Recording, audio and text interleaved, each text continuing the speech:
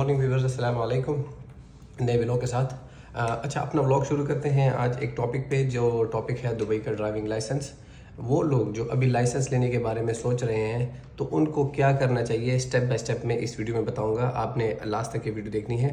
मैं ये वीडियो ऐसे नहीं बना रहा, मैंने अल्हम्दुलिल्लाह अपना लाइसेंस लिया हुआ है, उसकी बेस पे मैं ये वीडियो बना रहा हूँ। तो ये वीडियो हो रही है बहुत स्पेशल उन लोगों के लिए जो अभी लाइसेंस लेने के बारे में सोच रहे हैं। तो चलिए शुरू करते हैं अपना ये ब्लॉग। अच्छा, तो सबसे पहले आपने क्या करना है, आपने सबसे पहले रिव्यू लेनी है उन स्कूल्स की जिस एरिया में आपके स्कूल्स हैं। जिस स्कूल से आप अप्लाई करना चाह रहे हैं उस स्कूल्स की आपने रिव्यू लेनी है अपने दोस्तों से, अपने कुलीग से कि आया मैं ड्राइविंग लाइसेंस की फ़ाइल ओपन करने जा रहा हूँ, तो मुझे बताइएगा कि कौन सा स्कूल सबसे बेहतर है। स्कूल्स देखिए, लाइसेंस आपको सब इशू करते हैं, लेकिन इसमें बाज़ स्कूल ऐसे हैं जो आपको महीनों वेट कराते हैं एक क्लास के लिए, तो मतलब आपका काफ़ी टाइम वो वेस्ट करते हैं। तो सबसे पहले आपने एक सही सा स्कूल चूज़ करना है जिसमें आपको वेट तो करना है, लाइसेंस लेने में तकरीबन 2 से 3 महीने तो लग जाते हैं। अच्छा, तो स्कूल चूज़ करने के बाद आप जब स्कूल में जाएंगे तो वो आपको बताएंगे कि हमारे पास 3 तरह के पैकेज हैं। एक इनमें नॉर्मल पैकेज होता है, एक इनका कॉन्ट्रैक्ट होता है और एक VIP होता है। तो ये 3 तरह के पैकेज हैं। नॉर्मल में आपको फर्स्ट ट्राई में पास करना होता है, कॉन्ट्रैक्ट में आप अगर फर्स्ट ट्राई में पास करते हैं या 5वीं ट्राई में पास करते हैं तो आपको मतलब दोबारा नहीं पे करना। और एक इनका VIP पैकेज है जो 8 से 10 दिन में या 15 दिन में आपको लाइसेंस इशू कर लेते हैं। अच्छा, फाइल ओपन करने के बाद आपको वो एक पोर्टल की ईमेल आईडी बना के देते हैं जिसमें उनके 600 प्लस क्वेश्चंस होते हैं, जिसमें आपको सबसे पहले थ्योरी की तैयारी करनी पड़ती है। थ्योरी में तकरीबन 40 क्वेश्चंस होते हैं। 40 में आपको 36 पास करने होते हैं। अगर 35 होते हैं तो आप फेल हो सकते हैं, आपको फिर दोबारा और बार बार देना पड़ेगा।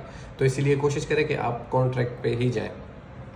थ्योरी पास करने के बाद फिर वो आपकी क्लासेस अरेंज करेंगे। अच्छा, इसमें दूसरी ख़ास बात, अगर आपके पास अपनी कंट्री का, अगर आप पाकिस्तान, इंडिया या कहाँ से किसी कंट्री से भी आप बिलोंग करते हैं, अगर आपके पास 5 साल पुराना अपना कंट्री का लाइसेंस है तो आपको 20 क्लासेस जो है वो बिल्कुल इंसेंटिव हो जाती है। वो आप ना वो आपसे चार्ज करते हैं ना वो क्लासेस आपसे ली जाती हैं। तो कोशिश करें, अगर आपके पास अपनी कंट्री का लाइसेंस है या आप अपनी कंट्री से आ रहे हैं दुबई और यहाँ पे लाइसेंस लेने के बारे में सोच रहे हैं, तो आपको अपना लाइसेंस ज़रूर लेके आना चाहिए। अपना पाकिस्तान जहाँ का भी है अपनी कंट्री का लाइसेंस लेके आना चाहिए। जब आपकी क्लासेस हो जाती हैं तो उसके बाद वो आपसे एक रोड असेसमेंट जो टेस्ट है वो लेते हैं। वो स्कूल की तरफ से होता है। स्कूल वाले ये देखते हैं कि आया ये जो बच्चा है या बच्ची जो भी है, आया हमने इसको जो क्लासेस दी, आया ये अपने RTA फाइनल टेस्ट के लिए तैयार भी है कि नहीं। तो वो आपका रोड असेसमेंट टेस्ट लेते हैं। आपका एक स्कूल ऑफिसर होता है वो जो आपके साथ बैठा होता है, वो आपको असेस करता है कि आया ये कैसे ड्राइविंग कर रहे हैं। तो आपको वो एक रोड पे निकालेंगे, पार्क आपको बोलेंगे कि गाड़ी तेज़ करो, लेफ़्ट करो, राइट करो, जैसे वो आपको इंस्ट्रक्शन देंगे। तो उस हिसाब से आपने, अगर आप उसके हिसाब से उतरे तो वो कहेंगे कि यस ये लड़का या ये लड़की आया ये टेस्ट के लिए मतलब एलिजिबल है। अच्छा, रोड असेसमेंट टेस्ट पास करने के बाद फिर आपकी स्कूल की पार्किंग की क्लासेस होती हैं जो आपको स्कूल में ही क्लासेस लेनी पड़ती हैं। और स्कूल में ही इन्होंने एक पार्किंग का एक बे बनाया हुआ है, तो वहाँ पे ही आपको अपनी गाड़ी जो है पार्क करनी होती है 5 पार्किंग्स में। जब वहाँ से आप क्लियर होते हैं तो फिर उसके बाद सेम RTA आपकी पार्किंग टेस्ट लेता है, सेम स्कूल सेम जगह पे। RTA की अपनी गाड़ी होती है, उन पे सेंसर्स लगे होते हैं। अगर आप थोड़ा सा भी लाइन को टच करते हैं तो आप फेल हो जाते हैं।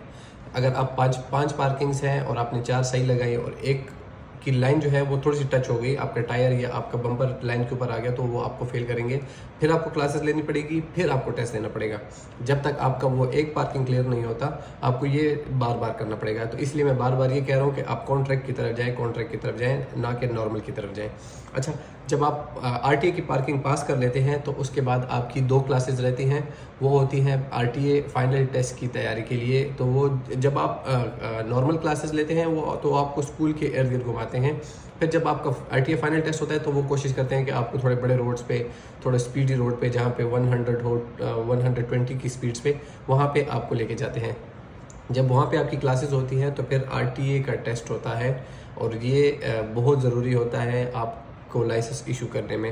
ये एक ऐसा कह सकते हैं कि यूएई का एक लोकल जो अरबी होता है वो आपसे ये टेस्ट लेता है। आरटीए की तरफ से वो होता है, आपका टीचर होता है, आपका एग्जामिनर होता है। तो वो एक एग्जामिनर एक टाइम पे 3 लोगों का टेस्ट लेता है। एक स्टूडेंट जो है वो गाड़ी स्कूल से बाहर निकालता है, एक आगे रोड पे चलाता है, फिर एक एग्जामिनर स्कूल वापस लेके आता है। अच्छा, एग्जामिनर की मेन और ख़ास बात क्या है, जब मैं अपना टेस्ट दे रहा था तो उसने हमें गाड़ी बिठाने से पहले ही हमें बोल दिया था कि अगर आप डरोगे तो आप फेल हो जाओगे। डरना बिल्कुल भी नहीं है, वो देखता है आपका कॉन्फिडेंट। मतलब अगर यहाँ पे दुबई में अगर 60 का रोड है तो आपको 20 का बफर मिलता है, मतलब आप 80 पे जा सकते हैं। अगर 80 का रोड है आप 100 पे जा सकते हैं। वो ये चेक करता है कि जो लड़का ड्राइविंग कर रहा है या जो ये लड़की ड्राइविंग कर रही है, आया ये रोड्स के लिए मतलब डेंजर तो नहीं है, मतलब एक्सीडेंट तो नहीं हो सकता। तो आपने कोशिश ये करना है कि आपने कॉन्फिडेंट होना है कि मतलब अगर आप 80 के रोड है तो आप बिल्कुल 98 99 पे जा सकते हैं। वो ये चेक करता है कि आप मिरर जो है आपका मिरर कैसे चेक करते हैं, आपका शोल्डर जो है, आपका जो शोल्डर है, शोल्डर चेक कैसे करते हैं कि आया जो गाड़ी मेरे नज़दीक आ रही है क्या मैं ओवरटेक कर सकती हूँ या ओवरटेक कर सकता हूँ या मैं लेफ़्ट या राइट ले सकता हूँ। वो इसमें कॉमन चीज़ें चेक करता है। सिर्फ आपका ये टेस्ट रहता है 3 से 4 या 5 मिनट का। जैसे ही आप अपना ये फाइनल टेस्ट देते हैं तो उसके बाद वो फिर आपको बताता है कि आया आप पास हैं या फेल।